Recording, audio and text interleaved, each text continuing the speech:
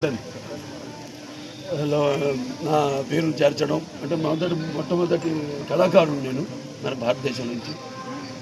అలాగే నా సినిమా ఏదైతే నెలకొండ భగవద్గీశ్వరి అత్యుత్తమ 2023 కానీ అత్యుత్తమ రీజనల్ లాంగ్వేజ్ మన తెలుగు భాషకి అత్యుత్తమ చిత్రంగా దాన్ని అన్నీ బహుదాని వెనుక